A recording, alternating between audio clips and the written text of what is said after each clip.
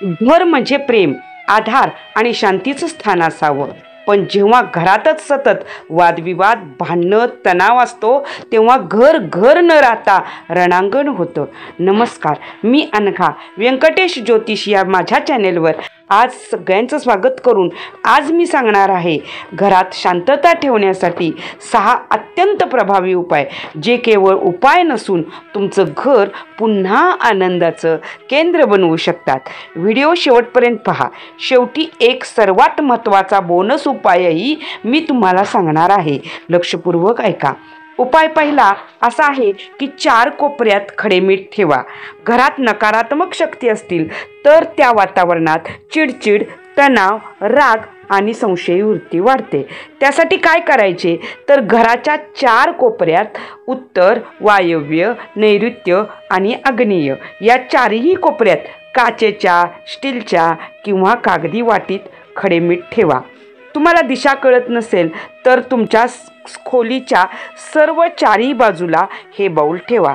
ठेवताना मात्र मनातल्या मनात प्रार्थना करा की माझ्या घरातील नकारात्मक ऊर्जा दूर जाऊ देत, माझं घर सकारात्मकतेने भरून जाऊ देत. 15 दिवसांनी तुम्ही हे मीठ बदलून टाका आणि पुन्हा नव्याने ते बाऊल भरून ठेवा.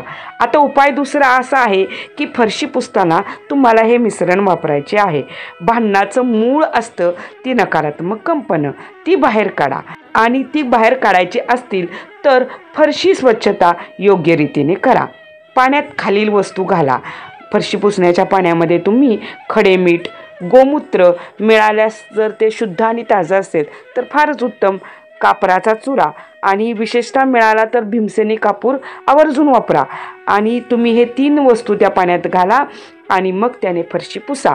ही पद्धत महिन्यातून तुम्हाला 5 वेळा वापरायची आहे. आता काही लोक म्हणतील की आमच्या घरी पुसायला बाई आहे, तर त्या बाईंना सुद्धा हे मिश्रण तयार करून वापरायला सांगा.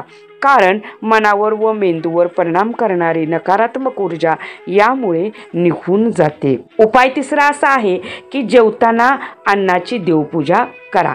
अन्न हे पूर्ण ब्रह्म असतं, त्यासाठी अन्नाची देवपूजा करा. चित्रावली घाला. चित्रावली म्हणजे ताटाभोवतीने पाणी गोल फिरवणे आणि ताटातील काही अन्न त्या कडेला काढून ठेवणे, जे पशुपक्षी, प्राणी आणि इतर कीटक यांसाठी ते बाजूला काढून ठेवायचे असते. त्याला चित्रावली म्हणतात. चित्रावली घातल्यानंतर हात जोडून मनातल्या मनात भोजन काळात मन शांत ठेवण्यासाठी श्रीहरीचं नामस्मरण करायचं आणि भोजन प्रार्थना म्हणायची आहे. कोणती आहे ती भोजन प्रार्थना? वदनी कवल घेता नाम घ्या श्रीहरीचे, सहज हवन होते नाम घेता फुकाचे, जीवन करी जीवित्वा, अन्न हे पूर्ण ब्रह्म उदर भरण नोहे, जाणीजे यज्ञ कर्म. तुम्ही ही प्रार्थना आवर्जून म्हणायची आहे आणि आठवणीनं चित्रावली घालायची आहे. जेवणाच्या वेळेस घरातील TV, मोबाईल किंवा पेपर वाचन आवर्जून बंद ठेवायचे आहे. कुटुंबाने एकत्र शांततेत जेवल्यास प्रेम वाढतं आणि संवाद सुधारतो. उपाय चौथा अतिशय महत्त्वाचा आहे. आपल्या इथे संस्कृतमध्ये एक म्हण आहे, सुविचार आहे, मौनम सर्वार्थ साधनम. समोरच्याला समजून घ्या. शब्दाने शब्द वाढतात. भांडण कमी कसे होईल ते बघावे. समोरच्याचा राग शांत झाल्यावर त्याला विषय समजावून सांगावा. रागाचा एक क्षण घातकी असतो, त्यानंतर पश्चाताप करून काहीही उपयोग नसतो. गोष्टी मॅनेज करायला शिका. वाद वाढवू नका. समोरचा अग्नी झाला तर तुम्ही पाणी बना. एकाने तरी 2 पावलं मागे या. समोरच्याचा राग शांत झाल्यावर समजावून सांगा. खूप राग आला तर आपल्या आवडीचा जप मनातल्या मनात करा, जसे की दिगंबरा दिगंबरा श्रीपाद वल्लभ दिगंबरा. यामुळे तुम्ही पेट्रोल न होता पाणी बनाल आणि तुमचे घर वाचेल. 5वा उपाय म्हणजे संध्याकाळी देवापुढे लावलेला तुपाचा दिवा आणि स्तोत्र. दररोज तिन्ही सांजेला देवापुढे तुपाचा दिवा लावा, रामरक्षा स्तोत्र म्हणावे. संपुट म्हणून रामरक्षेच्या स्तोत्राला संपुट म्हणून भीमरूपी स्तोत्र म्हणावे. तुळशीपुढे दिवा लावा. रामरक्षा म्हणता येत नसेल तर व्यंकटेश ज्योतिष चॅनेलवरील माझा व्हिडिओ जरूर ऐका.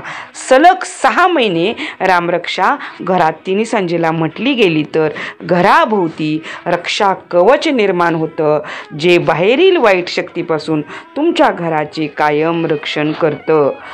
उपाय 6वा असा आहे की बाहेरून आल्यानंतर प्रथम हातपाय धुवा.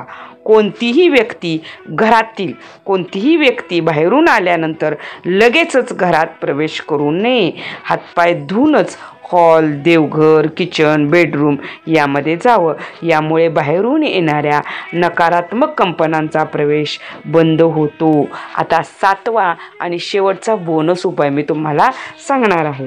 दर शुक्रवारी सायंकाळी मीठ मिसळलेलं पाणी ओतणे हा उपाय आहे.